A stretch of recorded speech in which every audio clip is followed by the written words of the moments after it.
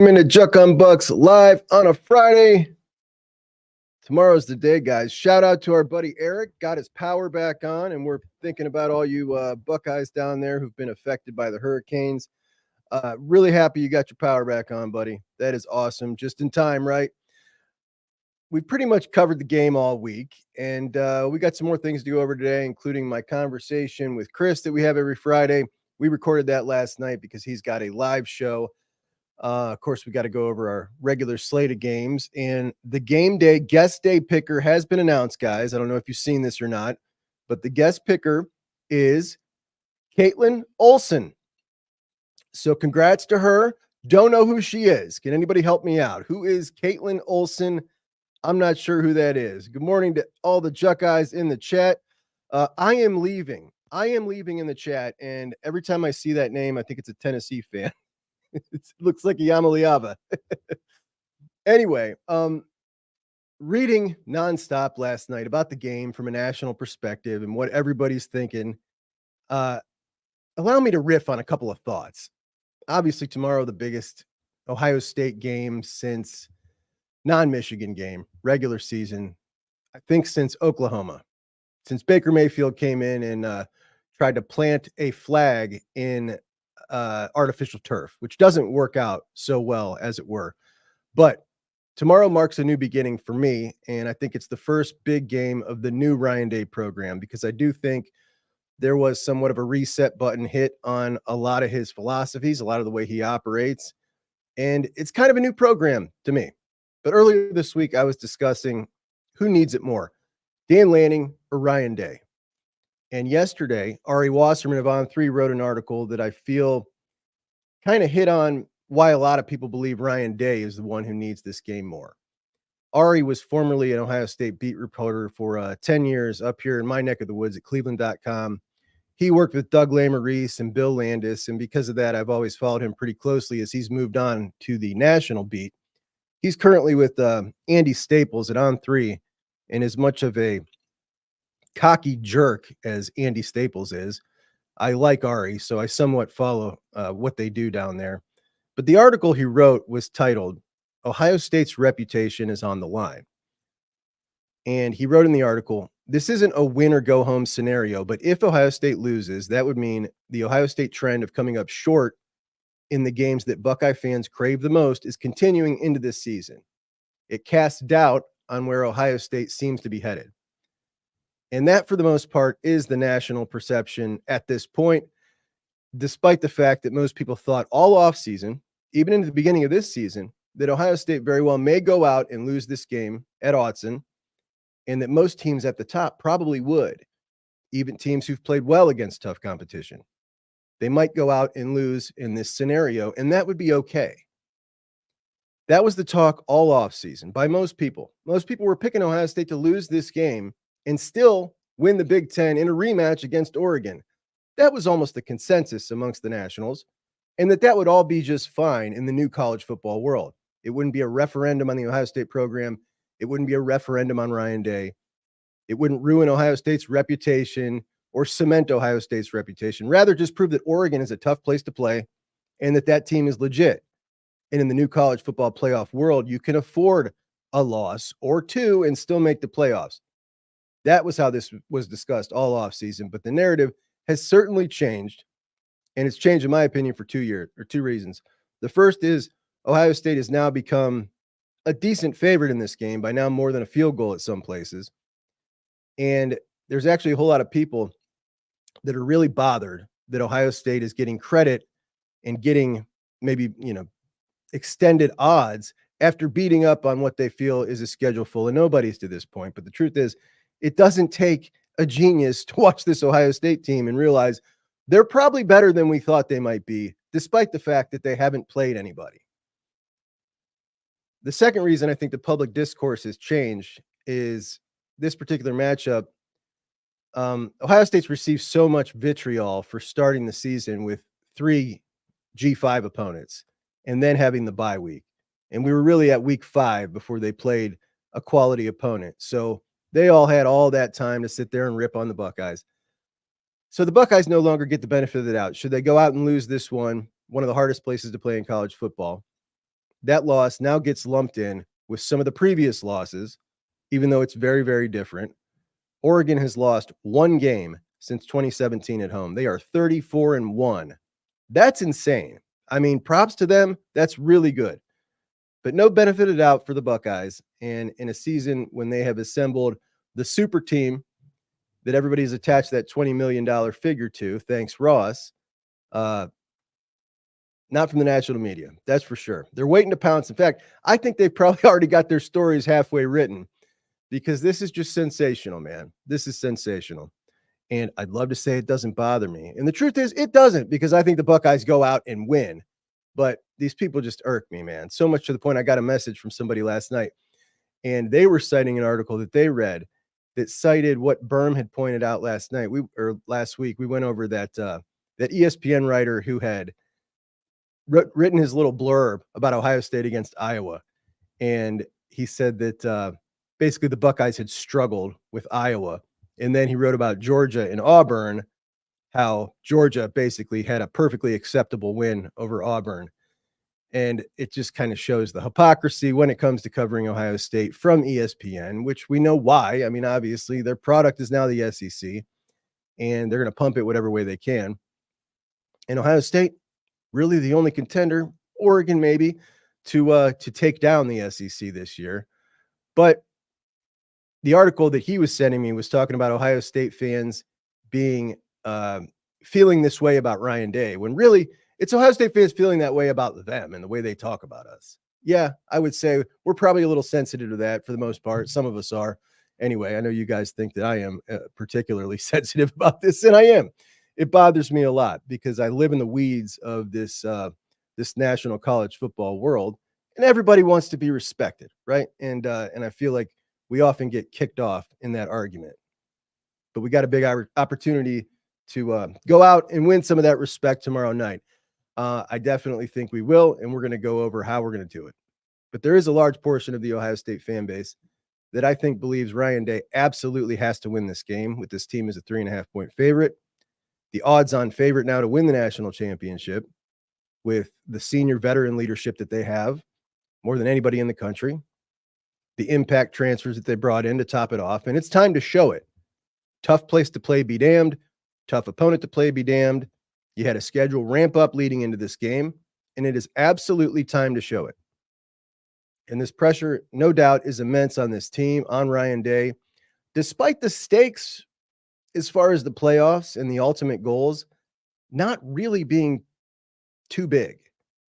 Should the Buckeyes go out and lose this game in a tight one and play really good, it doesn't mean a ton as far as the rest of the season goes. But there is no doubt, like Ari said, the fans are definitely starving for a big game victory. We've now listened for 10 months about the losses to Michigan for the third straight year, the SEC record, the loss to Missouri in a game that seemed like the Buckeyes just weren't too interested in winning from the coaching staff's perspective by the ridiculous decision they made on the offensive line, which will forever irritate me in a game with such an amazing defensive performance and such great individual efforts that they actually might have been able to win that game with the third string quarterback who knew nothing but the scout team plays. And we've listened to that for 10 months. So I can sit here and say that no matter what the result is of this game, as long as the Buckeyes go out and play well and represent what they've been doing well, that I'm going to feel okay about it, right? I could say that today. I don't know how I'll feel tomorrow. But this season's a slow build. We don't want them playing their best football right now. This thing is long, culminates in a 3 or 4 round playoff, and we want to see them playing their very best football then. And sometimes taking a loss early on to learn from can help. But like I said, that's what I can say today, feeling logical. But I started this show after that Missouri game. I was full of piss and vinegar. And by the time the equipment came, Ryan Day was making serious changes. And when he made those changes that we've seen a ton of, we sat here and did 200 shows since then, highlighting each little one and talking about it as they went for the entire offseason. And when I saw that, at some point I decided, like, look, this guy, no matter what the results are of this season, is getting 2 years minimum buy-in from me, like just as a fan. Like, I'm giving him that kind of grace. I'm not going to turn on him because of the changes that I saw him make. They were difficult. There's no doubt about that. And the pieces that he has brought in, gosh, I've agreed with them all. I don't know how you couldn't. The staff that he's assembled is fantastic. The way his crew recruits is unbelievable. He's gone out and stumped for his NIL program, and he caught on to that quick, which I now think is a requirement for a coach in his position. That NIL program reflects on you as a coach, and he's done a great job at it. He's been more cutthroat in his roster management, which is something, while we don't like, it's the unsavory part of the college football world. It's something you got to do. And he's been able to do that while maintaining a culture that's amazing and something I think we're all proud of. At least, I know a lot of people who are in here with me are proud of it, especially when we look at some of the competition and the arrests and things like that. It's just something that we don't see at Ohio State. So this game, in a way, kind of does mark the new Ryan Day program, the first big test. And it's the one we've been waiting on all offseason to see if the changes that he's made in the program are going to pay off on the big stage. So how are we feeling? I would say I'm certainly feeling much better than I was 6 months ago. I'm feeling better than I was a week ago about this game.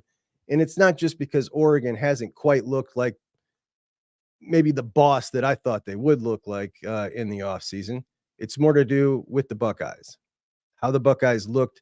Yeah, sure, they played cream puffs, but how'd they look against these cream puffs this year versus last year and the year before? It's a different team. It's a different feel. They're dominant. They're absolutely dominant. And even when they make mistakes, they're so dominant that they end up winning in a blowout fashion that we're just not used to seeing them click so early. Now, we haven't had a big game win, I don't feel, since Notre Dame early in the season. And let's be honest, Notre Dame last year, that wasn't the upper echelon of college football. And the Buckeyes didn't even really put on a great performance, though it felt fantastic that night and the next day and all week. You look at that last play, and we certainly got roasted for this nationally, that you barely crossed the goal line without a defensive end right there. I mean, yeah, it wasn't great, but you got the big win, and it was a big win. Could we get this big win tomorrow? It would be amazing. Obviously, the thing we've had circled on for our season forever, the fact that it's at night and we got still a long way to go, man. We're still 36 hours away. The defensive front seven numbers that we pulled up yesterday, let's go over those again. They just look fantastic. They are leading the country in sacks, forced fumbles, tackles for loss over the behemoths. And some people will point to, okay, those are a little skewed because the Buckeyes have played one more G5 than everybody else, which is true. When you look at the veteran leadership everywhere on this team, how efficient Chip Kelly's offenses looked, I really believe that there is just one dominant team in college football this year, and that's Ohio State. And the question that I asked Kris has got a live show, so we recorded last night, and I'm going to play that. But I asked him, is this Oregon team a big enough opponent for you now that we've seen Alabama, Georgia, Ole Miss all have warts? To me, it feels like Texas, Oregon, and Ohio State are the only teams out there that could potentially be that real juggernaut team, or maybe there just isn't one this year. But if Ohio State beats Oregon, maybe if they beat them soundly, is Oregon a big enough opponent for you to say in this game, in this environment, like, okay, this team is absolutely the juggernaut that we hope that they would be? For me, it is. If I see the Buckeyes go out there and handle business like that, to me, all right, we got a 2019 LSU on our hands. We've got one of those teams. Curious to see what you guys think as far as that goes. And I'm pumped, man. Let's bring the chat in here, see what some of you guys think before we move on any further. What's up, Brad? How we doing?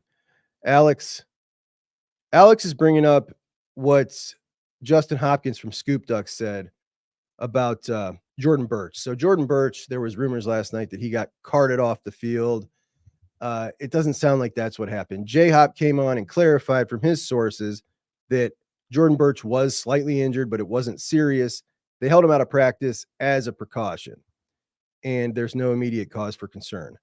So I want Jordan Burch. I want him at max capacity, especially if we're going to see this Oregon team again. Like, we need to, I don't want any excuses. I want Josh Fryer and this offensive line to get that test against the best that they got to offer.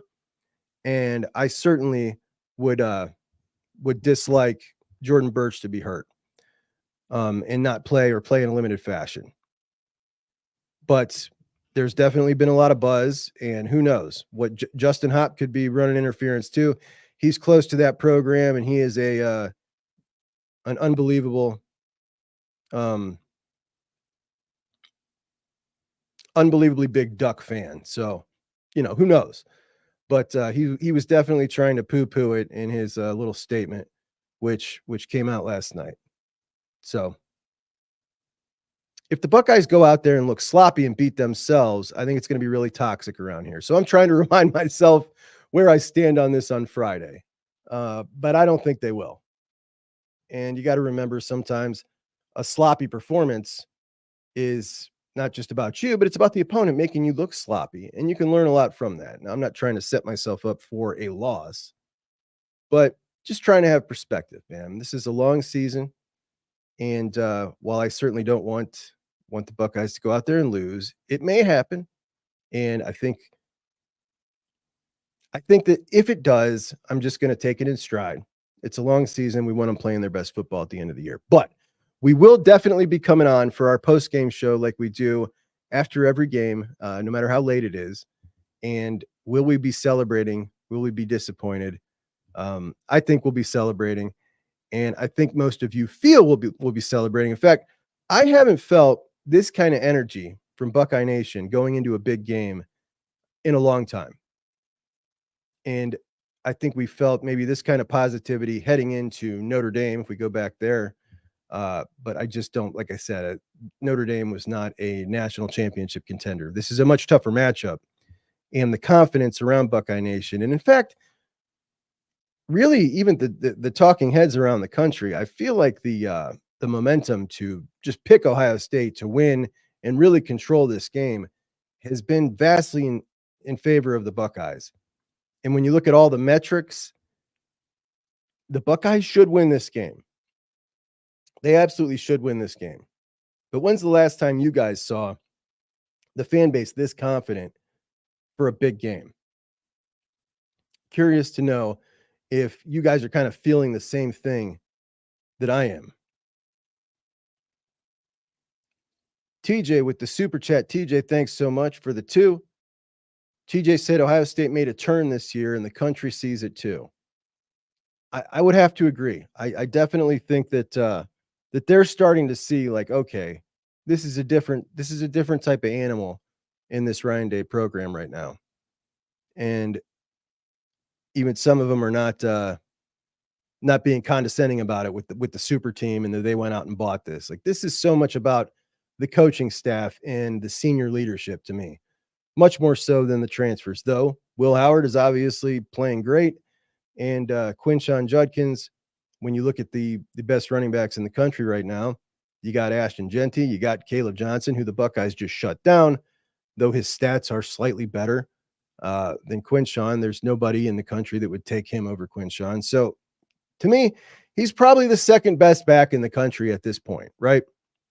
Would anybody take anybody else over Quinshon aside from Ashton Jeanty? I don't think so. But shout out to our sponsor, Columbus Apparel. Columbus Apparel Co. is a company out of Columbus that sponsors the show. They're the official sponsor of the show. I'm wearing some of their product right now. You can find any of this product if you want it at columbusapparelco.com. But they specialize in screen printing, custom gear, and they are also a company who supports the local community and employs people in our local community. They raised $125,000 with their Johnny Hockey campaign for Johnny's brother, his wife, who is pregnant, and that campaign was a smashing success. And I'm proud to work with people who are proud to, do something like that. And they took a whole lot of time and effort into putting that together. So shout out to them for doing that, especially, and certainly for sponsoring the show and believing in us. We appreciate them at ColumbusApparelCo.com. So Kris usually joins me on Friday, but like I said, they're doing a live show today at Yogi's. So he and I recorded a segment last night together, which I'm going to play. It's about a half an hour long, but I'm not going anywhere. I'm just going to sit right here. When we're done, he and I, with that segment, and I'll be in the chat with you guys. I'll be coming back on, and we're going to, hit on a couple more things for the game. And then also, like we do at the end of every show, do our chat wrap where you guys get pulled up and kind of lead the way. So without further ado, Kris and I, in our normal Friday conversation, this is a hypothetical. Okay. You've just been hired as the GM at our University of Akron, Fear the Roo. You have 1 year to win the national championship, and you've cleaned out the roster. Now you get to choose one of each unit from either Ohio State or Oregon. I did this exercise in the preseason. I want to go through it with you now. So let's start at quarterback. Remember, you just got 1 year. We're not talking out, right. This guy's young. 1 year this year. Who you taking? You're building your team from scratch. I'm taking the Ohio State quarterback unit, 100%. 100%. Will Howard's mobility, the RPO offense. If I only have 1 year, I don't want to teach an elaborate passing scheme. He's shown like the you're not going to have the red zone issues because he's a tough kid and can run in between the tackles if you need him to. I'm absolutely taking the Ohio State quarterback room, and I think they're deeper. I know that Dante Moore, has people enamored, but I would almost guarantee that Julian Sayin and Devin Brown are probably going to be better players. So I would take the Ohio State quarterback room pretty easy and effortlessly. I am with you. And running back, I don't think we need to put much time on. We're both going to take the Buckeyes running back room. Correct. Wide receiver, in the beginning of the year, before it started, my thought was, on paper, Oregon's is better, but by the time the game's played, I think it's going to be the Ohio State wide receiver room because JJ is going to be that dude. And I went ahead and took the Buckeyes wide receiver room at that point, which was probably a little unfair of me. I probably should have waited it out, but I took it anyway. I was right. Obviously, that's the choice, right? Yeah, I mean, that's the choice. It's not even, I don't even think it's really close. The Oregon wide receiver room was more proven, but this Ohio State room is simply just better right now. They've got the best player. They've got the second best player, and they've got their third receiver is probably top 5 if you merge both the rooms. It's a no-brainer. The Ohio State room is just better. And I wouldn't even think twice about that. And honestly, if you ask any Oregon fan, put them on a lie detector test and a polygraph and said, hey, like, would you trade your room for Ohio State's? I mean, the ones that said no, it would come back as a lie. I actually tweeted this yesterday that Dan Lanning would make this trade in 0.2 seconds. Oh, absolutely. And got a lot of pushback from the Oregon folks, but it's just like, come on, man. Like, you would too. Yeah, like, get serious. Now, now here we go, Juck. Would I let a rival podcaster talk about my team like that on the timeline? Absolutely not. So I'm pushing back too. Right on. All right. Now, tight end, this is obviously also a no-brainer. Yep. The Ducks win the tight end. Now, in the beginning of the year, it was a no-brainer that the Ducks had the better offensive line. Talked about, all off season, the 2 excellent tackles. They had some experience in the middle. We've since seen early in the season, they had some injuries one injury in the middle. They were switching some things around, had a walk-on at center. Now they seem to have tightened that up. Got their buddy Nacho or Poncho in at center, and apparently he saved the day. Mm-hmm. Things are looking much better for the offensive line. The Buckeyes offensive line, better than we thought it would be, and we even thought it would be good, and it's even better than that. They're both looking like pretty solid units. You got to pick today. Who you picking? I'm going the Ohio State offensive line. I don't know first of all, like, Will Howard's the least pressured quarterback in all P5. So, like, I'll lean on that. And also, our run game is better than their run game. And those two things require what? Better offensive line play. So that's kind of my simple equation. I do know that the draft analysts or whatever like a couple of those Oregon guys a little bit more, but they could not protect, I felt like, early in the year. And I still think they don't feel like they can protect because Dylan Gabriel's average depth of target is so low. Yeah. But we saw last year at Oklahoma, Juck, he had over 1,200 yards total on the deep ball. This year, he's not even on pace to crack like 800 or something. So he's way behind that. And why else would that change? Like, you've got receivers out there, right? Like, you've got a quarterback that's capable of it, right? You got Evan Stewart going long. Right. Like, you've got guys that theoretically should be good at the deep ball, and yet they don't use it at all. And to me, that's somebody that's like the reading the tea leaves. That is, we don't know if we can protect him. On the Ohio State side of it, like, we don't have the quarterback really capable of going long a bunch. We try. Right. We try to. But our offensive line could protect. So to me, it's another easy one. And what is it, 3-1 right now in favor of Ohio State? Was that 3-1? So they got tight ends. Yeah, they just got tight ends. We got quarterbacks, wide Ohio receivers, State, running quarterback, backs, wide and receiver, running O-line. back, 4-1. and O-line. On defense, the defensive line, Oregon's first couple of dudes are dudes for sure. Yeah. But this, again, a no-brainer. It's Buckeyes. We can go to corners first now, or DBs. Like DBs altogether, that's a Buckeye win as well. For me. You with me on that? Yeah, like if you go overall DBs, I think if you go corner, it could be a conversation about like what you like preference-wise. Yeah. I like my corners to be a little more physical, a little meaner, but I have nothing but respect for the Oregon corners. So linebacker, I think you got a conversation. Mm-hmm. And I didn't think that was going to be so much of a conversation by the time we got to this game in the preseason.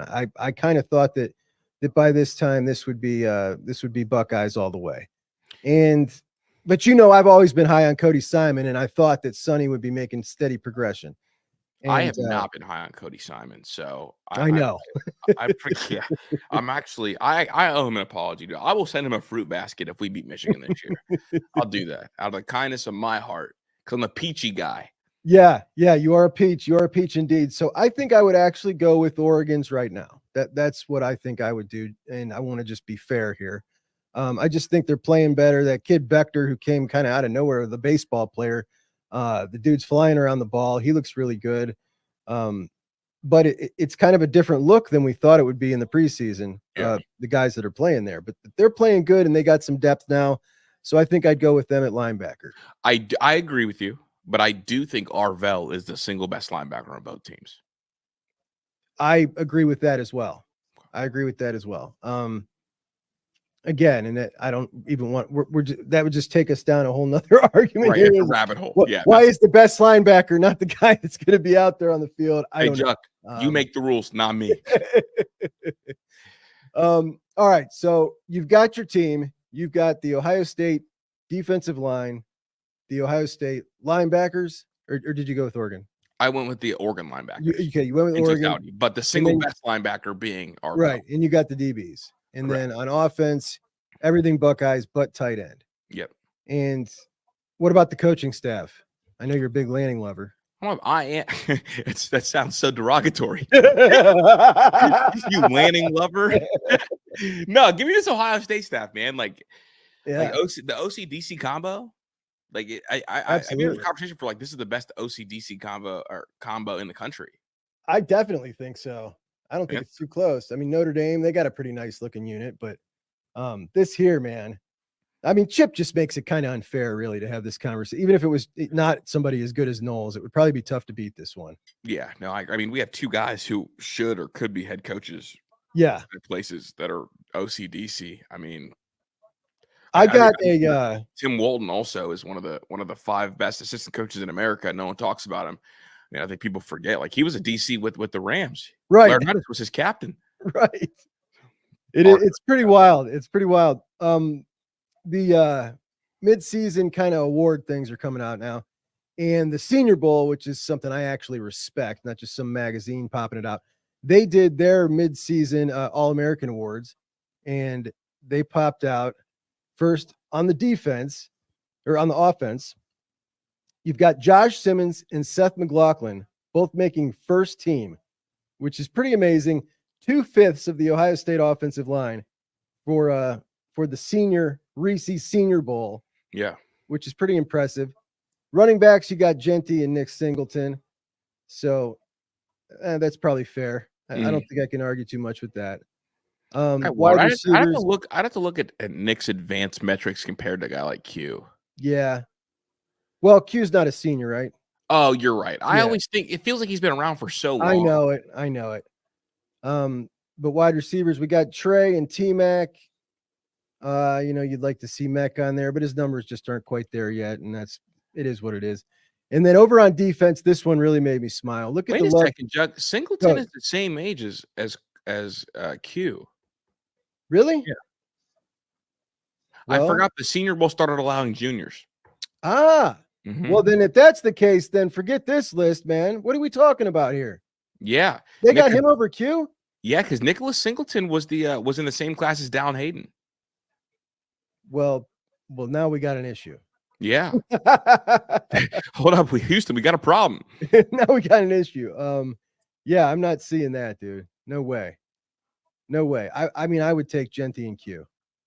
So would I. All right, let's check defense. In the middle, we've got Tai Hamilton and Walter Nolan. That's quite a scary pair in the middle. But shout out to Tai Hamilton for making the first team all defense midseason All-American for the Senior Bowl. That's pretty slick. Absolutely love to see that. And that's a name there's some serious studs. I also saw, Chris, that Dane Bugler, who's an NFL analyst that, I think he's pretty damn good, said that Hamilton went from maybe he gets drafted to, without a doubt, no-brainer draft pick. Yeah, I think he's a third-round lock. Is kind of is where you're going to see him at. He's too disruptive. He's so. I mean, obviously, like I watch all Zach's coaches' film rooms. Hands, like it looks like he's got bricks on him, dude. Like when he touches somebody, you see the jolt. It's like heavy, like someone who's legitimately heavy-handed and so much power. For sure. And he's really smart too. So like having such great hand placement and being really heavy-handed together makes you really disruptive. And I wouldn't be surprised if he's a guy that carves out a long NFL career. Yeah, right.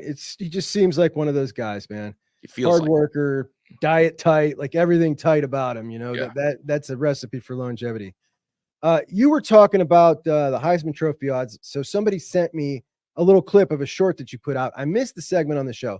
I was talking about it the other day, and I just couldn't believe it that there were in the top 25 guys in the Heisman Trophy odds, just 3 position players. And it was like this. You either had to be the absolute best, like record-setting position player, Genty and Travis Hunter, running number 1 or number 2, or you couldn't be included. Right. The rest, all quarterbacks except for the kid at number 10, JJ.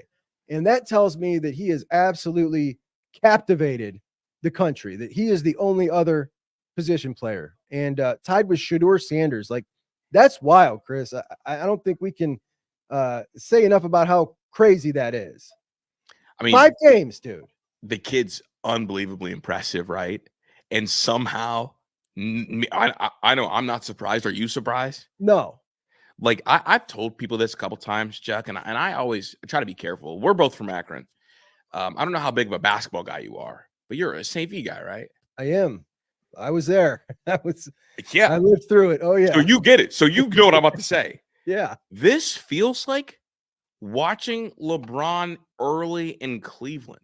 Yeah. Like that's the feeling I get. Like it feels truly like there's no way possible that Jeremiah Smith lives up to the expectations. But then you're watching him do it. He's living up to it and somehow exceeding it. And it feels normal. It's the most bizarre feeling ever. Exceeding Megatron comparisons as a freshman and having it feel normal is one of the more ridiculous things. And I felt it with LeBron, and I haven't felt it since Jeremiah Smith. And I never want to put that much pressure on a kid, but it feels like there's nowhere else for me to go with it. There isn't. And you know what? I guess the good thing is it doesn't bother him, and it didn't bother LeBron either. You know what I mean? It just, they're not fazed by it. Right. But I do think it is really amazing that the rest of the country has recognized it so quick. And even last week when we were seeing all the Jeremiah or Ryan Williams arguments, it's like that I think is maybe more of those of us who are in the nuts and bolts of the college football world. From the outside looking in, they're seeing Jeremiah and going, what in the hell is this, dude? Yeah. It's captivating There was a big article on him today on The Athletic. It's cool, dude. I'm so happy he's ours, man. I'm so happy he's our guy. Dude, if he does not win the Blitnikoff, I'm going to flip out at Jerry Emick. Like, I'm not going for it this year. Like, I have had enough of the Ohio State SID. Like, all I want is for one of these kids that deserves to win an award to win it. Explain what you mean for those who aren't in tune to the nuts and bolts of how that happens. The SID at each school is basically like, in the words of politics, like your campaign manager. It's their job to campaign and lobby for you or your unit to get an award. And throughout the years, I know a lot of Ohio State fans have felt like, oh, there's some like national media bias against Ohio State, which maybe sometimes there is, but sometimes there's not. The bigger issue is the SID not putting together these marketing campaigns to help push these kids. Last year, Oregon had billboards all over the country with Bo Nix. Now, I'm not saying that Jerry Emick of the department at Ohio State needs to go that far, but we should at least be having Biletnikoff videos or, Heisman mentions here and there, like we see from schools like Texas, like we see from schools like Tennessee, who come about week 7, week 8, really push their kids to make these lists and make these awards because it's about lobbying, really. And the reason I always say it's the SID's fault, and the biggest glaring instance of it being the SID's fault, is Ohio State had Garrett Wilson, JSN, and Chris Olave all in the same wide receiver room. None of them were Biletnikoff finalists. Ridiculous. JSN finished with more yards than the guy who won the Biletnikoff. And yet, none of the 3 were finalists. That is the SID being outworked. Right now, Cade Klubnik has better Heisman odds than Will Howard, than Jeremiah Smith. Nico, who also suffered a loss, has better Heisman odds than everybody at Ohio State. And nobody can, and here's going to be the pushback. It's going to be, well, when you're on a loaded team, sometimes, you don't really, not hearing it. Stetson Bennett went to New York. True. Get somebody to New York. He's got better stats than all those guys, Chris. Yes. Literally better stats than all those guys. Quarterback of the team that's probably going to finish the year number 1 or number 2. Yeah. Like TCU. The TCU gets guys to New York. Like when we get guys to New York, it's because we beg and kick and scream, and it's such an obvious answer. But like for a guy like a Jeremiah Smith, he's going to need the SID to do his job, especially as a freshman, to get him somewhere.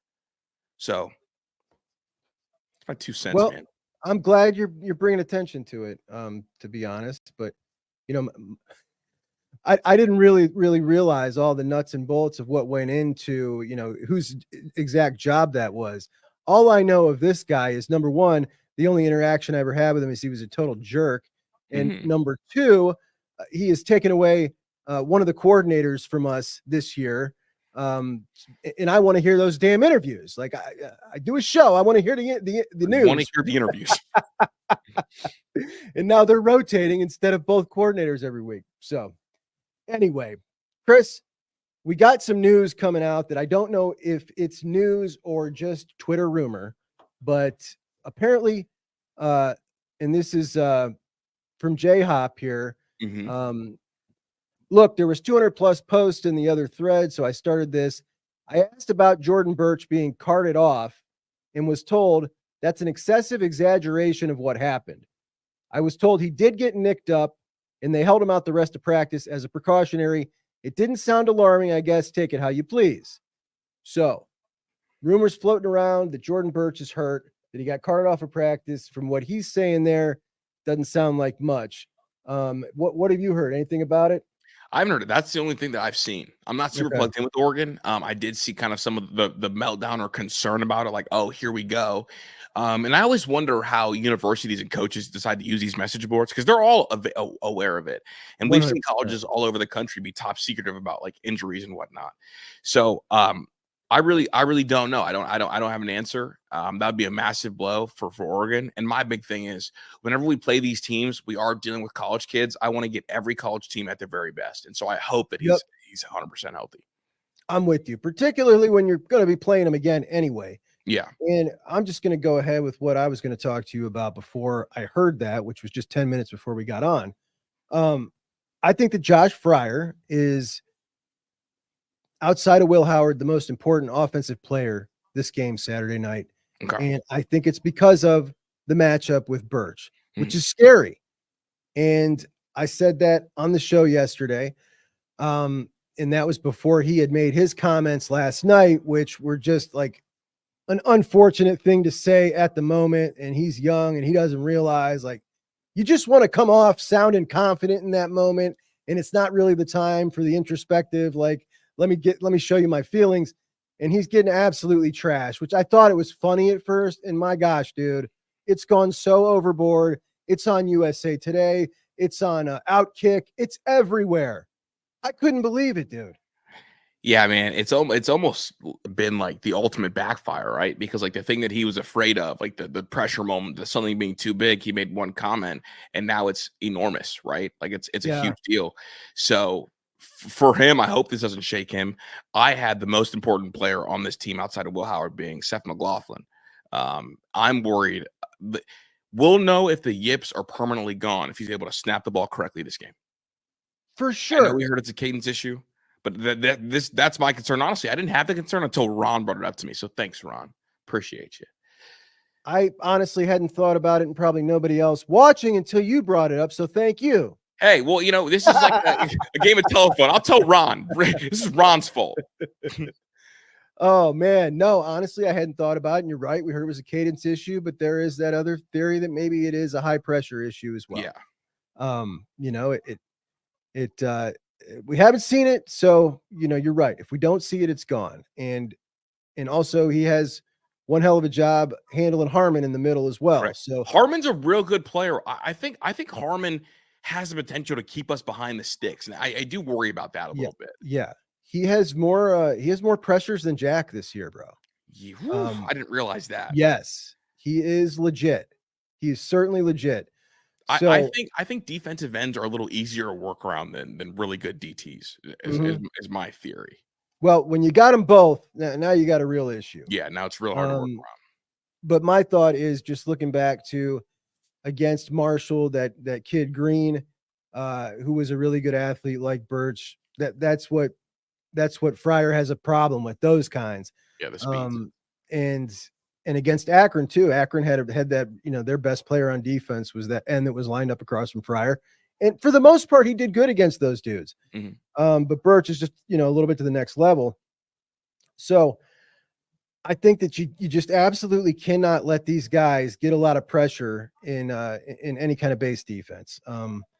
So these dudes are so important, McLaughlin and Fryer.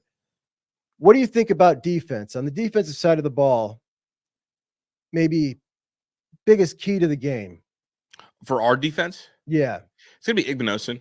I can feel it right now. I've said this kind of all week. I feel like Oregon, the short game stuff, I think they're going to try to set up a double move pretty early to try to take advantage of Igbenogsson's aggressive style. I would. I think if he's locked in and dialed in, he just can't be the mark, right? Like he just can't be the mark. He's got to come up and tackle. He's got to be disciplined. And I think he is the number one key. And then I'm curious to see what Jim Knowles' plan is for the tight ends. Because I worry about Sonny's read reactability. Sometimes he's a little bit slow on that, but he played, I thought, pretty well last week. So those are my two defensive keys. I think other than that, I feel pretty good everywhere. I think that Jack's going to be able to generate a lot of pressure. I'm curious to kind of see the snap count of Caden Curry, because Caden Curry's always around the football, like always. High motor, eats raw meat. Like that's my kind of guy. You know that. Yeah. But keys to the game, I'm going to say Sonny and Igbenogson are my two biggest keys.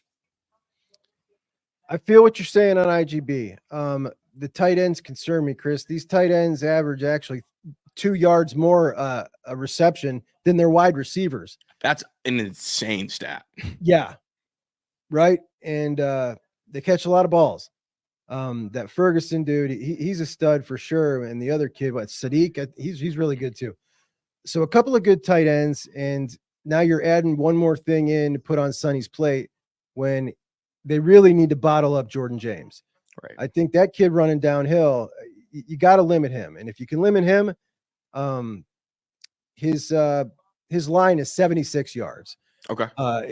And I think if you're right around there, like you're winning the game. Like if you can keep that low, you're going to win the game. So ultimately, man, it's back on Sonny again. And I feel for me, it's just like I don't want it to all be on him, but it's just really his position.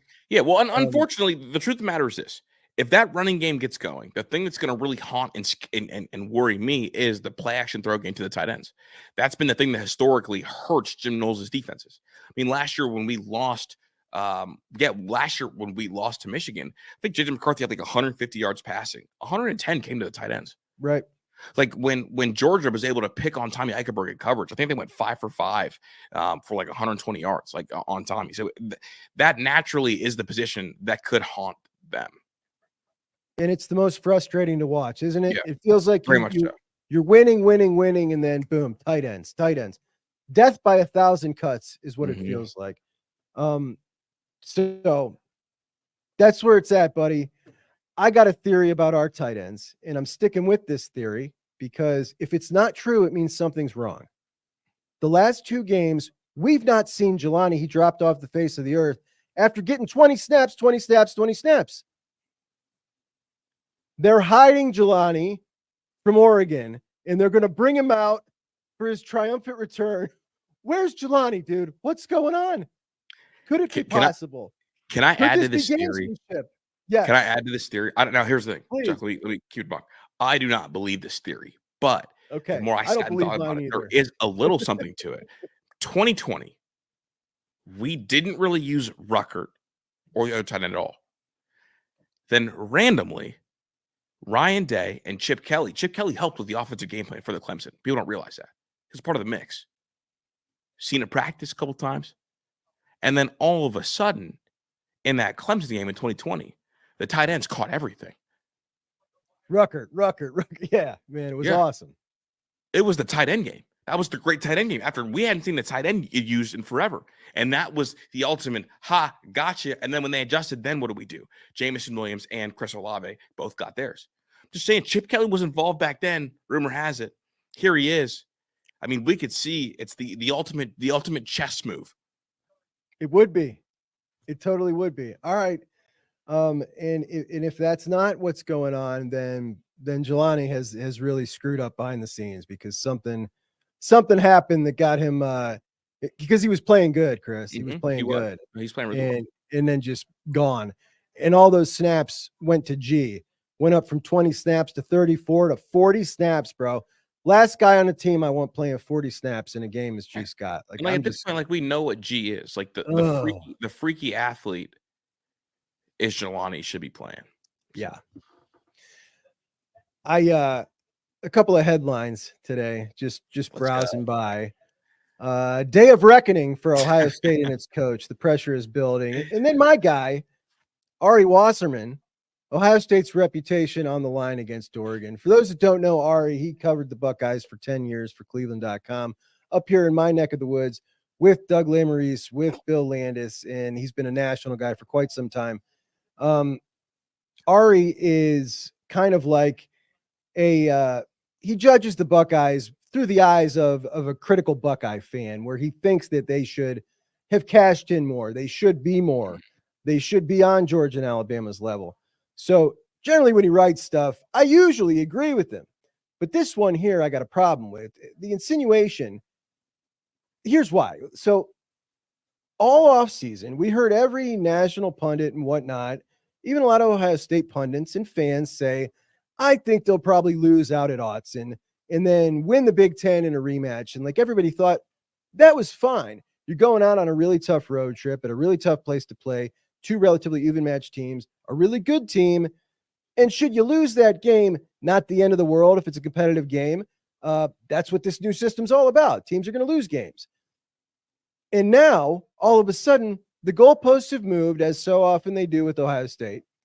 And if they lose this game, it's some huge deal, a referendum on Ryan Day not being able to win the big game. And in Ohio State, not with their crack, it'll be a big fail. They'll bring up the $20 million. And again, everybody always tells me I care too much about this stuff, but that just irks me, man. I mean, you're right. I mean, it feels like sometimes Ohio State fans do it too, and writers we're all good before the season starts, and then the season starts and we revert back to BCS mind. We can't lose a single game. No. Like, guys, Vegas before the year thought that Oregon was going to beat us. Like, this is Autzen Stadium. This is a good Oregon team. This is a top 5 matchup. It doesn't burst any bubbles if you lose the game. Like when Georgia lost to Alabama, was everyone saying it was the end of the world? Right. No, saying these are two Titans, had a heavyweight fight. Bama came out on top. Georgia's got to go fix some things, but Georgia could very well see you back to spin the block to get one back.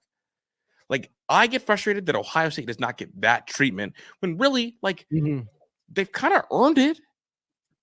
They've kind of earned it. Even before Kirby was winning national titles, like, that was the treatment that he got. Yeah, for sure. For Dan Lanning, how is his rep? I'm a Lanning lover. Word to Juck. How did his reputation survive all the losses? Like, how in the world have you survived getting beat by your rival back-to-back times in the same season and your favorites in both games, and yet our reputation's on the line? It doesn't make sense. It doesn't make sense. And I do sometimes worry about, like, guys who are Ohio State writers that then go on to be national writers. They don't let go of that crazy little inkling in the fan base. Oh, Ari certainly hasn't. He's got that in him, and he spreads it out on the national level.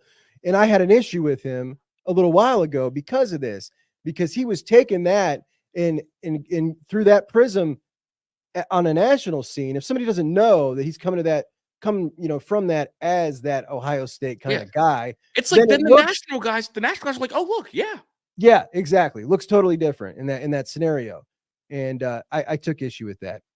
But we interact with a lot of Ohio State fans every single day. Every day. What do you think the panic meter will be if not just the Buckeyes lose this game, but if they lose it in a way that you can kind of point to Will Howard, maybe some sloppy turnovers or something like that? I think it'll be really, really high, and we'll be in for it if it goes down like that. If it's a 2-score loss or if it's a close loss and Will Howard's responsible, I think it's going to be full on panic, man. I think I disagree a little bit. I hope no, so. I don't, because they'll be calling for Julian Sand to start if Will Howard has multiple turnovers. I guess I worry about how Jim Knowles is held to the most ridiculous standard ever by Ohio State fans. And, like, if we allow 24 points and lose, everyone's going to be like, Jim Knowles, like, how I can't believe he's done this. And so I think I don't know. Ohio, if we lose, they're going to melt down, Jack. Like, this I'm going to melt down. I'm going to be really frustrated with what I am. Now, listen, I'm telling myself and reminding myself all day, like, listen, you thought before the season you might lose this game, and that's just fine. Mm-hmm. Remember that. If you do, it's just fine. But to me, it's more about how they play. If they play clean, if it's not sloppy, if there's no stupid coaching decisions and they lose the game, I'll be cool. If it's sloppy, if it looks like poor coaching decisions, if it looks like lack of juice, if it's something like that, I'm probably going to freak out. Yeah, no, I hear you. I think if we're going to lose this game, the only way I don't freak out is if it's we did not commit to our run game and ask Will Howard to drop back 35 plus times. Good point. I think if that happens, I won't freak out because I'll be like, okay, we just asked Will Howard to do too much. Like, when they get back and reevaluate, and our offensive line will be better by the end of the year, I think we could get the run game established. So I think that would provide the least amount of panic for me, I guess. How confident are you if the Buckeyes get behind and they need to rely a little more heavily on Will throwing the ball or moving it?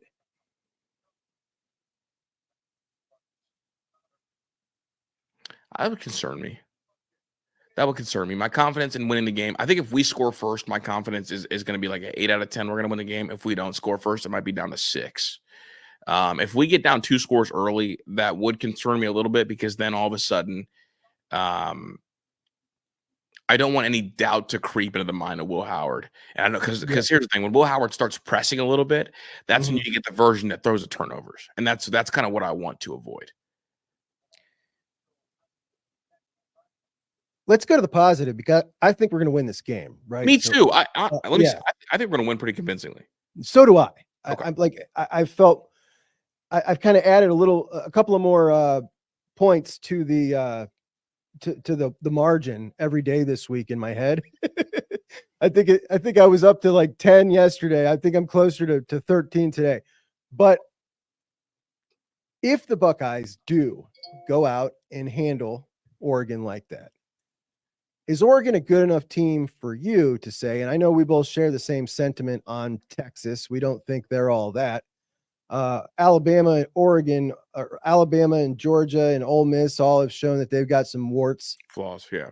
Is Oregon good enough for you to be convinced at that point that this Ohio State team is the juggernaut that we thought it had the potential to be? Yes. If they win convincingly, absolutely. I think if they win convincingly, that'll be a top 2 win in the country. And the team that has to win better than that just lost to Vandy. So yeah. Absolutely.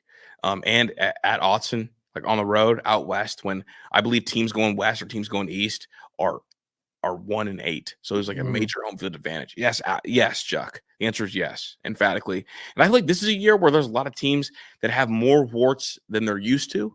I'm talking to you, Georgia. I'm talking to you, Alabama. And this year, Ohio State, while they may not be an A+ team everywhere, they're definitely an A- team everywhere. Yeah. So.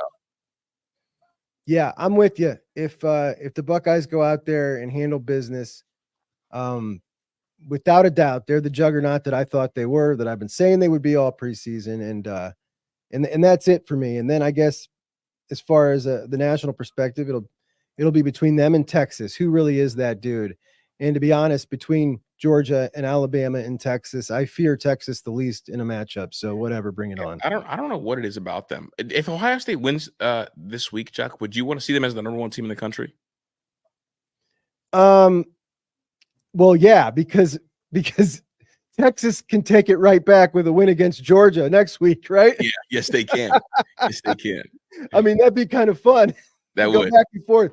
Buckeyes then beat Penn State, which would be a top 3 matchup if they handle business. Buckeyes take it back. We've never seen the fluidity like this. A lot of jumbling. I think it's a ton of fun. I love it. It brings excitement to the week. It does. Particularly when we're talking about it. Like it's great. USC, if they lose, they will drop to 3-3 as they host Penn State. And as you know, I am a Lincoln hater. I would absolutely love to see that. But to me, this game, Penn State heading out there to the Coliseum, it's going to be at 3:30 on Saturday, so not head-to-head against the Buckeyes, is the most intriguing of the other matchups. What are you most looking forward to outside of the Bucks game? I am looking forward to Penn State beating USC and USC fans completely turning on Lincoln Riley. I just want to see the first wave of fire him. I'm ready to see that. I would like to see Lincoln Riley finally things catch up to him. He is an offensive coordinator cosplaying as a head coach. What he did to Oklahoma was slimy and weird. Yeah. Recruiting kids to go to USC before you even took the USC job. Yeah, we know that happened. Guys admitted to it. And I would love for him to get fired and for Zachariah Branch to go somewhere that deserves his talents because they're not using you correctly out there, young man. Terrible. It's a travesty. The dude's a rare talent. But rare talent. All right, brother. Thank you so much for joining me today. Hey, send me a link for the pregame. I want to pop on with you. Oh, yes, sir. That's a no-brainer. What do you mean? Yes, I'll see you for pregame. That's usually you're working pregame, so I'm loving to hear that. Yeah, definitely. So, yeah, fantastic. All right, my man. Thanks so much for joining us in the evening. Have a great live show tomorrow at Yogi's. Yep. And I will talk to you tomorrow. I'll talk to you soon. All right. All right. We are back. And that was my conversation with Kris last night. What are you guys thinking? Kris definitely needs to stop liking cancer. And also the Lanning love, man. Kris, the Lanning lover. That one hit. He's going to have a bad day tomorrow. Bad day for all the Lanning lovers. So, we talked yesterday about the Buckeyes' keys on defense. Offensively, I think it's pretty simple. I mean, it's a simple plan. It might not be simply executed, but the way they've been running the ball, they've got to commit to the run, and they've got to at least keep it rolling, even when it gets tough. Commit to it, stick to it. If they can do that and force Oregon to adjust, to try to take away the run, they open things up for Will Howard. And I think the way Will's been throwing the ball, they're going to get pieced up, absolutely pieced up. Additionally, they've got to convert touchdowns in the red zone. We know that they've been the absolute best in the country at this point. 20 out of 21 red zone trips converted into touchdowns. And when we look back at Will Howard last year, 42 of 50. The dude is elite. If there's one thing that's elite about him, it's this stat right here. And the Buckeyes need to take advantage of that, convert red zone trips into touchdowns, and no careless turnovers. You do those three things, and I think that the Buckeyes defense gets more stops on that Oregon offense than vice versa. And you've got yourself a win. You abandon the run game early because maybe some things aren't working.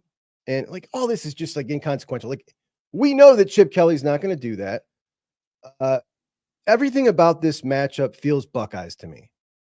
And I pulled up my buddy Dave Greenshield, who is actually, a guy that we were friends since we were 17 years old. In here, his score prediction that I pulled up earlier, I believe is my exact prediction as well.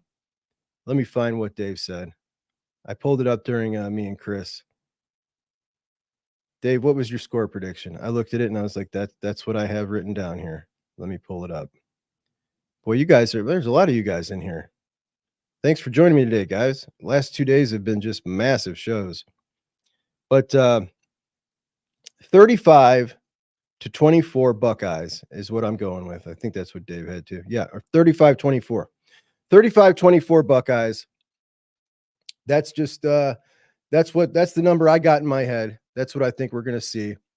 And I start a couple of your comments to go over. Terry, good morning, buddy. Terry said, I heard a podcaster say earlier this week on Bucknuts that if Ryan Day doesn't win, he should be fired. I would love to know who that is because I would call him out and roast him publicly because that's how I get down. Colin, can the younger generation of fans handle if Ryan Day plays trestle ball tomorrow? Which I thought that was pretty hilarious. The answer is no. They could not. They could not. They wouldn't know what they were looking at, and they would be absolutely apoplectic if they were watching the Buckeyes playing trestle ball. Kevin expects at least one targeting call against Ohio State. It certainly does seem to be a recurring theme, and this is something we've talked about it all season. But when we're talking about big games, we've not factored in like, man, what if we get screwed on a bad call, which we've seen this year more than ever before. Games really turn on bad calls. Fortunately for the Buckeyes, and you can tell by my score prediction, I don't think it's going to be a close enough game to have it flip like that. I'm talking a 2-score game. That's the way I see it playing out. Nico Iamaliaba asks, do you see the Ducks trying to send odd man rushes at Ohio State's right side of the line? Absolutely. Wouldn't you? I would. Basically, it seems like a pretty obvious thing to do. Dave's got a hot take that the main man, Matthews, is a better corner than IGB. As far as true coverage corner, I don't think there's a doubt. But IGB in that run game is legit. Absolutely legit. And Jermaine, boy, last game, I saw Jermaine come up and make a cut tackle on all fours. That's something he needs to work on. Needs to get a little better at that. But we've got to go over our slate of games tomorrow because we've got quite a ways to go. Let me pull up a couple of your scores here. Billy McBride, resident Buckeye, 38-28 Ducks. Not an unreasonable score. Steely Matt, 45-24, and I'm going to guess he's going Bucks, as well as our Bluegrass Buckeye, Steve from Kentucky, 31-13 Buckeyes. That's one heck of a score. If the Buckeye defense can hold these guys to 13, 100%, we've got a juggernaut on our hands. And I don't think anybody could deny it. And Steve, a similar score, 38-10. Eddie thinks we're going to see a Brandon Inniss punt return. Listen, talking about punt returns, man, these guys are good at special teams. They absolutely could potentially hurt us in the special teams game. That has got to be a point of emphasis. Definitely got to be a point of emphasis. And returning the favor with Brandon Inniss would be fantastic. Troy thinks our defense makes a statement and a big Buckeyes win 41-10. Wow. That would be so satisfying to watch. Brad thinks IGB plays with such fire. He sure does. The amount of, like, he was so happy to get that interception last week, his first pick ever. And it was so cool to see, man. That dude's just got fire all about him. You just love having him, a guy like that at DB. Going to be a heck of an NFL player too. Sean thinks he needs to stop grabbing before he gets a stupid PI called. And I mean, it's just his game. I don't know that at this point, like, that's just who he is. But at the same time, like, he throws the receivers off their game because he is so handsy and physical. And he seems to be getting away with playing that way. Terry's got 38-24 Bucks, but wouldn't mind a blowout. That's a pretty substantial win. So the Buckeyes don't play till the evening. Let's go over our slate of games leading into the Buckeyes game. And unfortunately, we've got a pretty crappy 1 o'clock hour where the game that seems most interesting is South Carolina at Alabama. And Alabama's a 21-point favorite. Like, outside of that, you got Wisconsin at Rutgers, Washington at Iowa. That actually may be a better game. So South Carolina at Alabama, I'm kind of interested in to see how Alabama responds after their loss to Vandy. They are at home, and we'll see how that goes. But I am going to take South Carolina plus those 21 points. Wisconsin at Rutgers. This is going to be my upset of the week. Just a 2.5-point dog. Wisconsin is heading into Rutgers. I'm going to take them winning outright. I think that Fickle and the boys are due to start getting things together, and they're going to win at Rutgers. And then we've got Washington heading to Iowa. Iowa giving 2.5 points. I'm going to go with the Hawkeyes to spoil the fun after Washington's big win last weekend against Michigan. They're going to come in flat, and they're going to lose in Iowa City. So on to the 3:30 slate. I guess what I'm saying is, if you got chores to do tomorrow, do them in the 1 o'clock slate or the 12 o'clock slate, like that, because there's just not a lot going on. In the 3:30 hour, we've got a couple of big ones. Number 4, Penn State is heading into the Coliseum to take on USC. And USC is a 5-point underdog.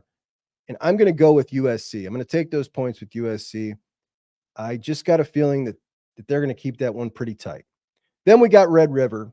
Red River also at 3:30. We've got Red River, Texas number 1, Oklahoma number 18. Oklahoma getting 14 or 14.5 points, depending on where you look. And I'm just not a huge believer in this Texas team. I also think that this Oklahoma team is worse than most people do. But I'm still going to go with Oklahoma taking those 14 points because this is just a game that a lot of times it has a wonky result. And I'm going to roll the dice on that, taking Oklahoma. Then we've got Cal and Pitt. That's our third best game of that time slot. Cal, Pitt a 3.5-point favorite at home. And as good as Cal's been this year, they just had the tough beat against Miami. They're traveling this direction, which is harder than traveling that direction. And I'm going to go with Pitt minus the 3.5.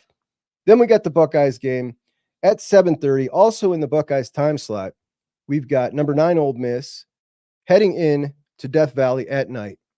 Number 13 LSU, a 3.5-point underdog at home. Give me LSU in those points. I'm not a believer in Ole Miss. I'm not a believer in this LSU team either, but I am a believer in Death Valley at night. I'll take the 3.5. Then we've got Florida heading into Tennessee. Tennessee number 8. They are a 14.5-point favorite. I feel like Florida's got a little mojo going. Give me the Gators. And our very, very late night game at 10:15, and the time was moved here, and Dion is mad. Kansas State, number 18 in the country, a 3.5-point favorite heading into Boulder, Colorado. And this game is pretty important for the Big 12. And I think that Kansas State is going to win and cover that 3.5 points. And Dion was furious that they have moved the game time here because he did not want to. He wanted to play in traditional prime time and basically go up against Ohio State, Oregon, and Ole Miss, LSU, which is absolutely absurd that any coach would want to do that. He would get a terrible number. Probably going to get a better number by himself on the stage late at night at 10:15, and that game will be playing as we are down here in Buckeye Studios watching that game, talking about the Buckeyes and the Ducks, wrapping it up at the post-game show, which we always do immediately following the game, no matter what time it is. We will be here, and we will be placing all of our action right here. Hey, it's Juck, and MyBookie is back with another offer for the Juck on Bucks audience. Open up a new MyBookie account, and they're going to match whatever you put in 100%. Put in $100, they're going to make it $200. Put in $3, they're going to make it $6, all the way up to $1,000. If you're new to sports gambling, we do picks every Friday. We are +7 on the year for the Juck on Bucks official picks, and we're going to keep it on rolling. So sign up for MyBookie. They're going to match your deposit. Use the promo code JUCK, and we're going to go through that every week, every Friday. Also, if you like online casinos, they're going to give you a $10 free chip for that as well. It's a great sports book. I've been using it for years. If you're new to gambling, I'm here every morning at 9:30. Put a question in the chat. I'll help you. I'm an experienced gambler, so to speak. The key is don't risk what you can't afford to lose, and you'll always have fun. Have some fun with me. Sign up, MyBookie, promo code JUCK. Get your free money. There you go. Don't risk what you can't afford to lose, and follow the Juck on Bucks official picks, and you also would be up 7 units on the season. Bradley thinks Iowa's going to give him hell. Iowa going to beat Washington. Washington's been surprising, and boy, yesterday. So what's his face? They do play a frustrating brand of football. Steve Deese is one of the Michigan podcast guys, and he's been around forever. He did an article yesterday or a show, 6 reasons that Sherrone Moore is in trouble, where he goes over all the issues they're having. And one of the points that he made was something that I made last week in our show, Kris and I, that Jedd Fisch at Washington walked into so much of a worse situation than Sherrone Moore took over in Michigan. And Jedd Fisch being able to beat him and the way Washington is looking this year as compared to Michigan, it's just night and day. And it really goes to show what a difference there is when you hire a veteran coach who has a staff, knows how to hire a staff, knows what he's doing. He's building a roster. Like, it's just such a difference. Troy, your Juck on Bucks hat came, man. That's awesome. I'm happy that it fits your big head, bro. That's fantastic.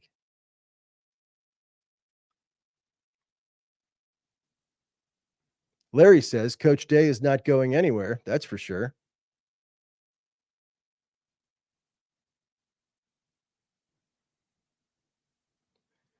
Dave, are you going to be on with Mark Rogers this week? Dave's been on with Mark Rogers on the voice of college football. The voice of college football. Mark Rogers, man, that guy, a YouTube college football legend. The voice is something, man. The diction with which he speaks. He's from right down the road. I like the dude. Good dude.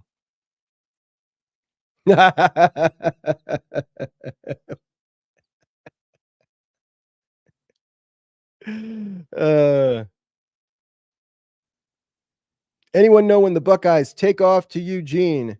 I mean, they're probably on the road. They were leaving Friday, going to get in and stay on East Coast time. So they are probably heading out, or at least on the bus now, heading to the airport.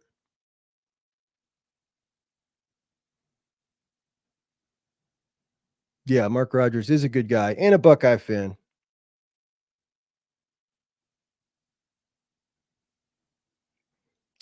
Sean says, Juck, remember when you got crap for saying Moore was a group of 5 head coach? Sean, I do. In fact, I've been reminding them about that all week because we're now seeing them turn on him and saying all the same stuff I said before, which was blatantly obvious, right?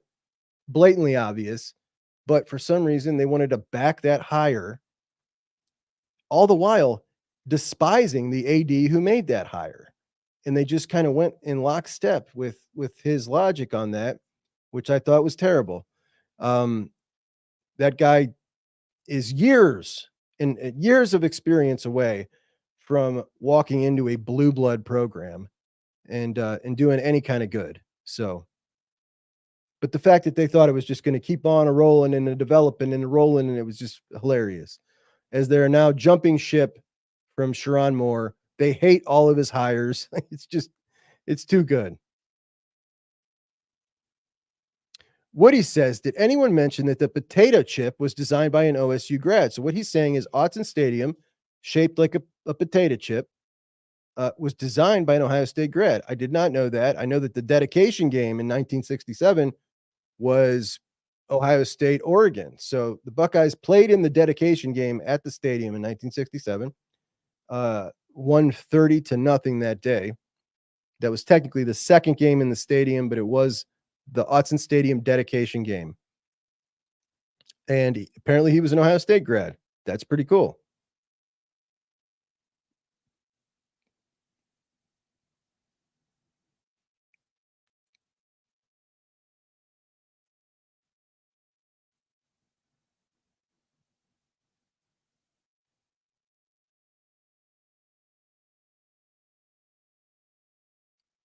Troy says Mark Rogers is the reason he found all these Buckeye shows via his Buckeye Weekly show.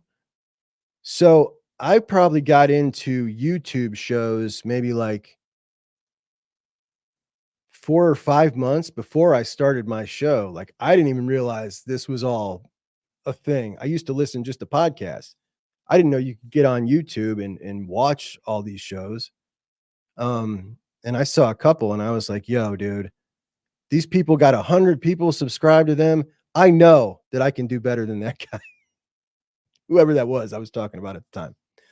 So the goal was get 100 subscribers before the season starts and do a Buckeye post-game show. That was my original goal. I just wanted to do a Buckeye post-game show to get on and talk like this to other Buckeye fans. That was the original goal.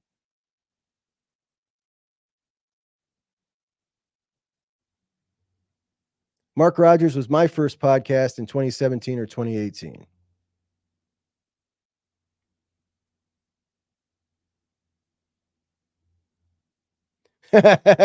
Billy asks, what kind of football watcher am I, Chuck? I'm the kind that my niece, so my sister-in-law just sent me a video the other day, and she titled it, this is her impression of Uncle Juck watching the Buckeyes. And she was like jumping up and down and screaming and throwing pillows. That's the kind I am, the kind that my family makes fun of me. Maria made fun of me the other day about it.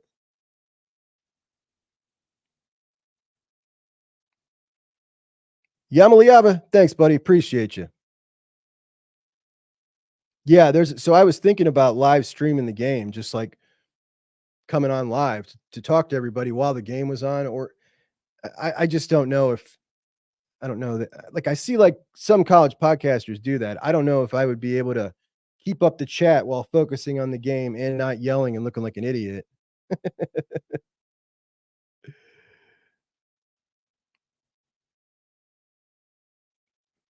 Mika, also a yeller and a hollerer and a football thrower. There was one year when I was in really good shape and I was working out really hard that I ran during the game.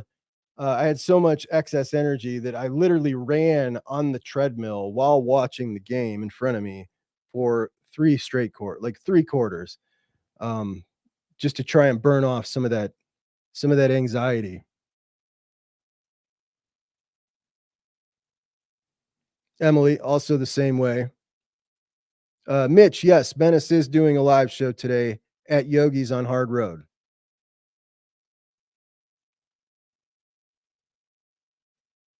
So, all right, my friends. So final score, official Juck on Bucks prediction, 35-24 for the Buckeyes. Tomorrow, I'm going to be on the pregame show at some point with Chris and Ron on the Menace to Sports channel. And I also may just pop on for a live with Nervous Energy at some point tomorrow. So do please subscribe to the show and set those bells, because at some point we're going to come on live tomorrow. It might be during Red River, just to maybe talk a little more about how we're feeling. And I'm sure some more news will come out tomorrow regarding, some stuff always comes out. There will probably be some injury news or something. So we will probably pop on and be live at some point tomorrow. So set your alarm bells. Please also like the show and subscribe to the channel for your guy. I appreciate you all so much. And it's finally here, man. It's finally here. Let's go get this done. Talk to you guys tomorrow. Juck on Bucks out.